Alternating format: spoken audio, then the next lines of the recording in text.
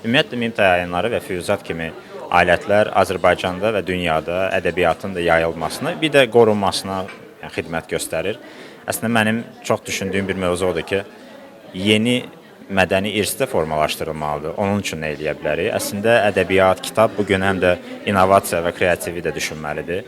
Çin hökuməti bu istiqamətdə çox böyük addımlar atdı. Onlar araşdırma elədilər ki, niyə Amerikada böyük məhsulları, innovativ həlli yollarını tapa bilirlər, amma Çində bunu eləyə bilmirlər. Araşdırmanın nəticəsində tapdılar ki, əslində oradakı insanlar, mühəndislər daha öncə fantastik əsərlər oxuyublar uşaqlıqlarında və bu artıq bir dövlətin özünün strategiyasına çevrildi və uşaqları az yaşında bu kitabları oxutdurmağa başladılar ki, kreativə təsir eləsin. Mənə elə gəlir ki, yeni nəsil üçün yaxşı bir mühit olacaq və biz də Azərbaycan adına iddialı işlər görə biləcəyik.